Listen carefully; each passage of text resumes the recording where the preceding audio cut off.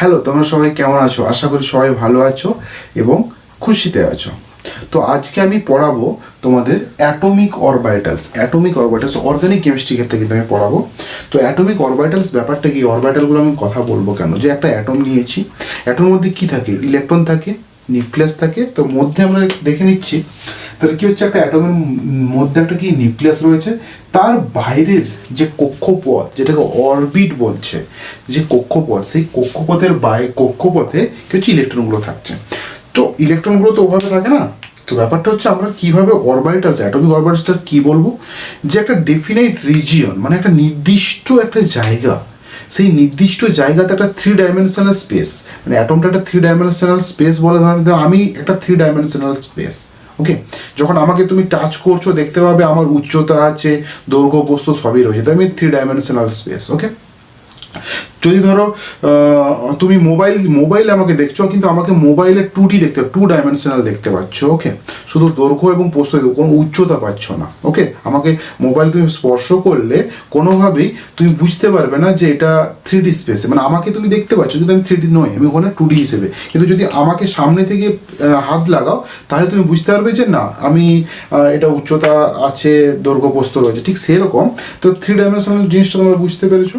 তো সেরকম একটা নির্দিষ্ট একটা রিজিয়নে, যেখানে 3 ডাইমেনশনাল স্পেসে একটা নির্দিষ্ট এনার্জি হতে হবে, সেই যে অরবিট, একটা নির্দিষ্ট এনার্জি হতে হবে, এবং সেখানে সব থেকে বেশি পরিমাণ ঠিক যে ডেফিনেট, মানে যে নির্দিষ্ট জায়গাতে ইলেকট্রনের যে প্রবাবিলিটি, মানে সম্ভাব্য ইলেকট্রনগুলো ওখানে থাকবেই, এবং সেই ইলেকট্রনগুলো আবার একটা এনার্জি থাকে, একটা নির্দিষ্ট এনার্জি, সেই এনার্জি ইলেকট্রনগুলো ওই জায়গায় থাকবে। তো সেই জায়গাগুলোকে বলা হয় কি, অ্যাটমিক অরবিটালস বলে। ওকে, অ্যাটমিক অরবিটালস। তো আমি তোমাদের বলি ব্যাপারগুলো, যে সিম্পল কিছু জিনিস দেখে নাও। যে ধরো আমাদের প্রথমে কি দেখলাম, অরবিট দেখলাম, তারপরে কি দেখলাম, অরবিটালস কাকে বলে দেখলাম। ওকে, অরবিটালস। তাহলে কি হচ্ছে, একটা নিউক্লিয়াসের বাইরের কক্ষপথে কি থাকছে, বিভিন্ন যে কক্ষপথগুলো রয়েছে, অরবিটগুলো রয়েছে, এই অরবিটের মধ্যে কি হচ্ছে, ইলেকট্রনগুলো ফাইন্ড করতে পারছো, একটা নির্দিষ্ট এনার্জির ইলেকট্রনগুলোকে ওই নির্দিষ্ট জায়গাতে তোমরা পাচ্ছ, মানে সম্ভাব্য প্রবাবিলিটি, অ্যাজাম্পশন তুমি করতেই পারো। যে আমি তোমাকে আগের দিনে বলেছিলাম যে তোমার বন্ধুকে, তোমাকে যদি জিজ্ঞেস করো ওই বন্ধুটা কোথায় আছে, তুমি নির্দিষ্ট যে একটা জায়গা, কতগুলো জায়গা ফিক্সড করতে পারো যে ওই জায়গাগুলোতে এই সময়ে পাওয়া যাবে। ধরো বিকেলে ওই বন্ধুরা ওর বাড়িতে থাকবে, বা ওই চায়ের দোকানে থাকবে, ঠিক এই যে সম্ভাব্য, সেই জায়গাগুলোকে আমরা কি বলছি, অরবিটালস। এখন নির্দিষ্ট এনার্জি, ধরো প্রত্যেকটা বন্ধু সমান নয়, তো প্রত্যেকটা বন্ধুর এনার্জি আলাদা, তো প্রত্যেকটা বন্ধু বিভিন্ন জায়গায় থাকতে পারে, ওর বাড়িতেও থাকতে পারে ওই বন্ধুটা, কিন্তু সেই ওই সময় ওই অন্য বন্ধুটা অন্য জায়গায় থাকতে পারে। তো সে বিভিন্ন ইলেকট্রন বিভিন্ন এনার্জি থাকে, তো সেই এনার্জি অনুযায়ী ওগুলোকে সাজানো হয়। তো কিভাবে সাজানো হয় সেটা আমি তোমাদের বলে দিই। 1s 2s 2p, 3s 3p 3d, 4s 4p 4d 4f, 5s 5p 5d 5f, 6s 6p 6d 6f, 7s 7p। তো এগুলো কিভাবে আমাদের পরপর যখন আমরা লিখবো, লেখার সময় কিভাবে আমরা লিখবো দেখে নাও। আমি দাগগুলো টানছি।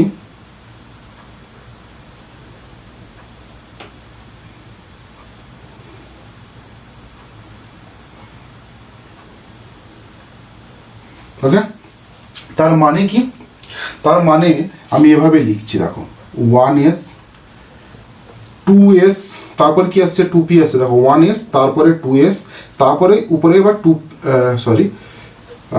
2s, তারপরে কি হচ্ছে 2p, 2pর পরে কি আসছে 3s আসছে, 3s এর পরে কি আসছে 3p আসছে, 3pর পরে কি আসছে 4s আসছে। দেখো 4s এর পরে কিন্তু 3d আসছে, তারপরে কি আসছে 4p আসছে, তারপরে কি আসছে 4p, তারপরে কি আসছে 5s আসছে, 5s এর পরে কি আসছে 4d আসছে, 4dর পরে এখানে কি আসছে 5p আসছে, 5b এর পরে 6s এসেছে, 6x এর পরে 4f এসছে। আমি আর লিখছি না। একটা জিনিস লক্ষ্য করো, দেখো এই যে 2 3 মাঝে 3 কেটে গেল, 4 4 4, এখানে 4, এটা 5, ওকে, এখানে আবার একটা 4।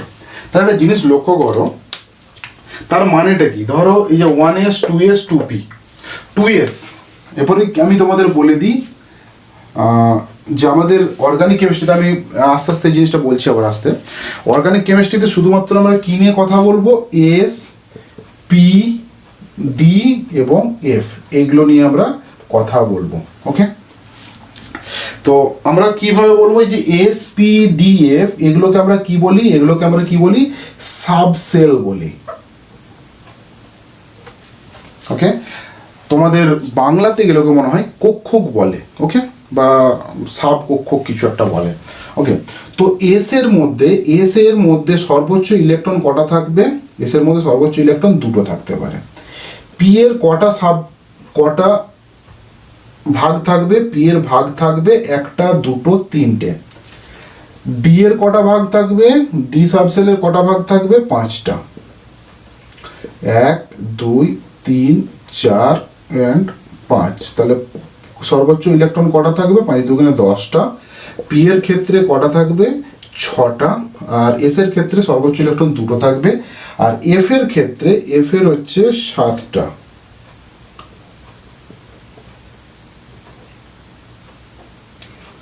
এক, 2, 3, 4, 5, 6, আমি এখানে 7টা করে নিলাম। তো এখানে কটা ইলেকট্রন থাকবে? দুটো করে, 7 2 14টা ইলেকট্রন থাকবে।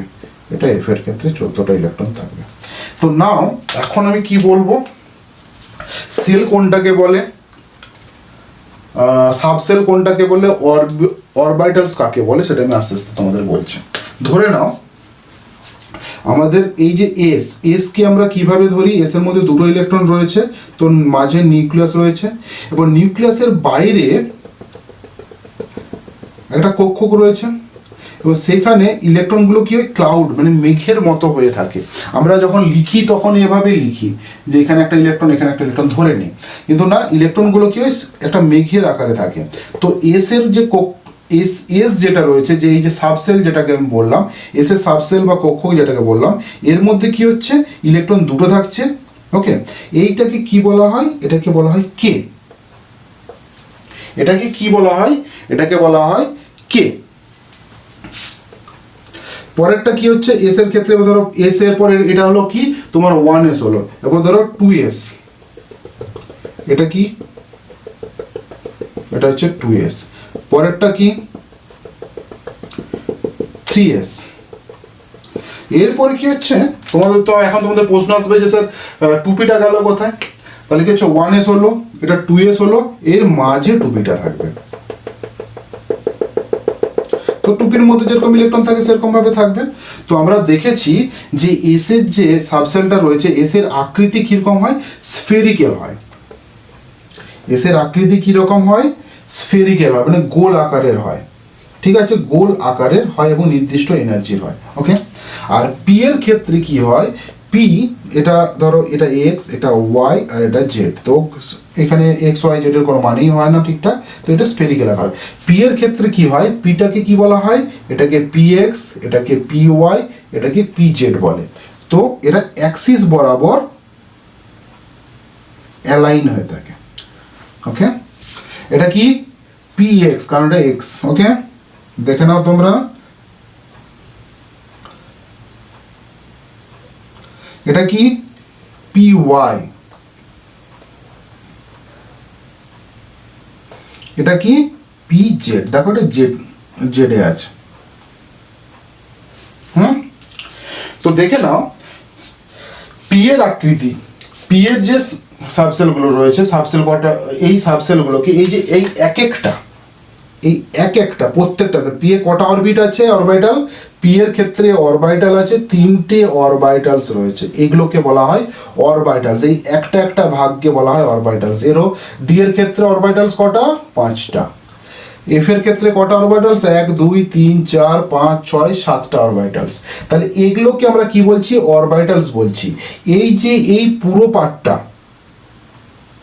এই পুরো পার্টটাকে আমরা কি বলবো? এই পুরো পার্টটাকে আমরা বলবো সাবসেল। এই পুরো পার্টটাকে কি বলবো আমরা? সাবসেল বলবো। ডি এর এই এফ এর সাবসেল, এটা কি হচ্ছে? ডি এর সাবসেল, এটা হচ্ছে কি? পি এর সাবসেল। ওকে, এতক্ষণ পর্যন্ত কি দেখলাম আমরা?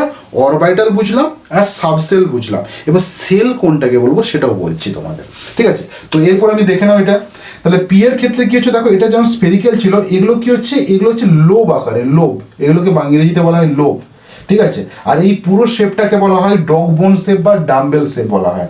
তো এই যে এই দুটো শেপ দেখতে পাচ্ছ, এই দুটো শেপকে আমরা এইভাবে লিখছি।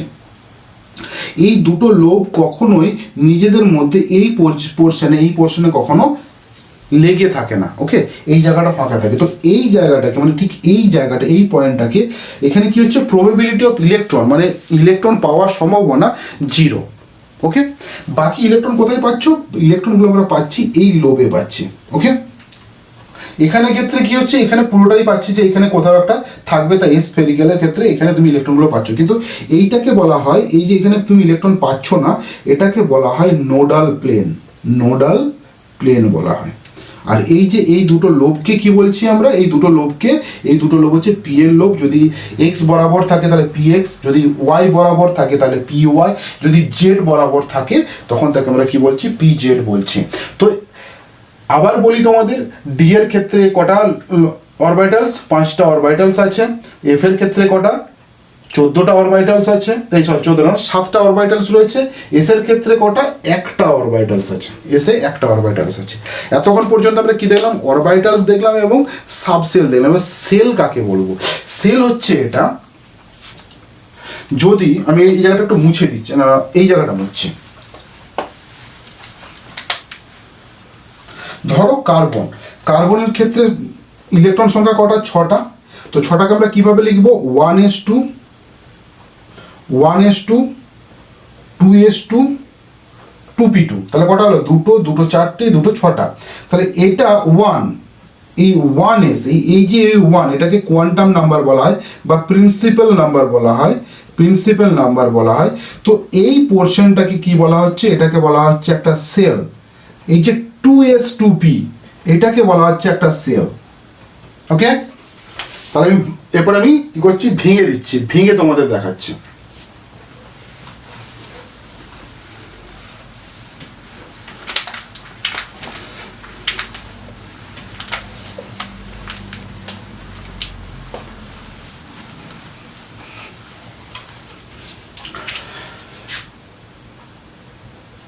আমরা লিখে দিলাম 1s2 2s2 2p2 ধরে নাও। তারপর ধরো 3s2, 3 দুগুণে 6টাই ধরে নাও, 3s2 3p6, ঠিক আছে? তারপরে ধরো 3d, ঠিক আছে? তাহলে কি হচ্ছে দেখো, 1s 2s 2p 3s 3p, তারপরে কি আসবে? 4s আসবে, 3d আসবে না, তারপরে আসবে 4s2 আর 3d 10। তো এখন দেখো, আমি যদি এই 2s 2pটাকে লিখি, 2s 2p 2s এর ধরো দুটো, 2pর ক্ষেত্রে 3টে, 2pর এটা 2s, এটা 2p। এরপর কি হচ্ছে? 3s এ 3s এবং 3p, এটা 3p, এটা 3s, এটা হচ্ছে 4s আর এটা 3d, 1 2 3 4 5। ওকে, এটা হচ্ছে 3d। তো বলা হচ্ছে এটা ধরো 1s। তো এই যে এই 1s, এই পোর্শনটাকে কি বলা হচ্ছে? এটাকে বলা হয় সেল। ওকে, এই যে এই 2s 2p পুরোটাকে আমরা কি বলছি? সেল বলছি। 3s 3p এবং 3d, পুরো 3dটা, নট 4s বাদ দিয়ে, এটাকে আমরা কি বলছি? সেল। 4s 4p এটাকে বলা হয় সেল। তো সেল হলো। এরপর কি হচ্ছে? সাবসেল যাব। সাবসেল কাকে বলবো? 2s, এই যে সেলের, এই যে 2 সেল, এই 2 সেলের এটাকে বলা হয় কে, এটাকে ধরো এল, পর একটা এম, তারপর একটা এন, এরকম।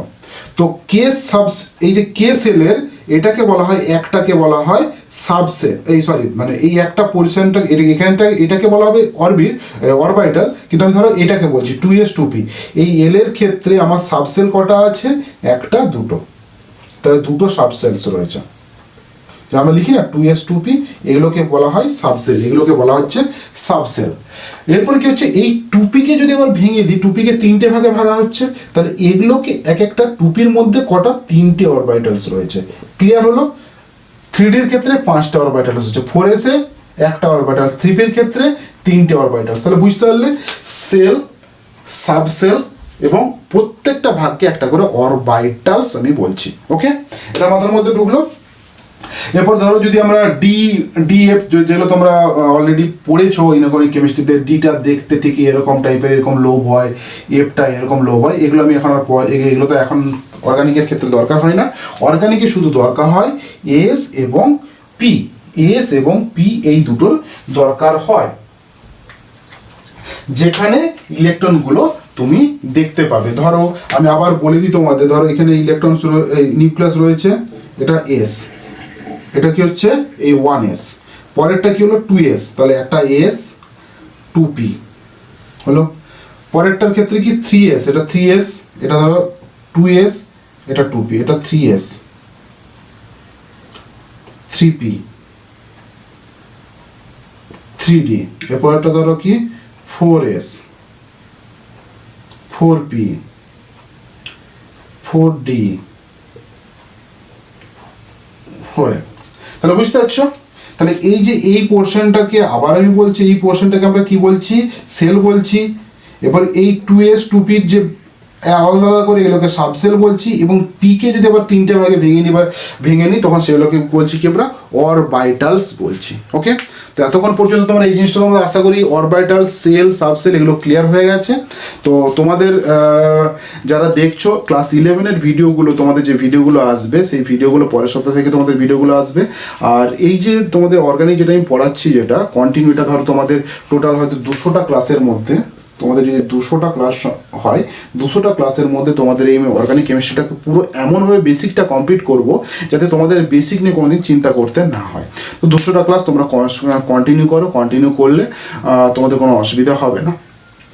আর 11 আমি তারপরের দিন থেকে শুরু করছি, তোমাদের 11 পরের সপ্তাহ থেকে আইসোমারিজম শুরু করব। তোমরা কন্টিনিউ দেখো এবং তোমরা এনজয় করো এবং তোমাদের বন্ধুদের মধ্যে পাঠাও। তোমাদের যদি ভালো লাগে তো অবশ্যই পাঠাবে এবং ভালো করে পড়াশোনা করো। ওকে, তো আমার সবসময় বলো ভালো করে পড়াশোনা করো। আর তোমাদের আইসোমারিজমের সঙ্গে তোমাদের কিছু কীভাবে তোমরা পড়বে বা সামথিং তোমাদের যে মোটিভেশনগুলো লাগে সেগুলো তোমাদের, সেই ভিডিওগুলো তোমাদের আস্তে আস্তে আমি দিতে থাকবো। আর সঙ্গে থেকো, পাশে থেকো এবং সবাই ভালো থেকো এবং খুশিতে থেকো। চলো টাটা।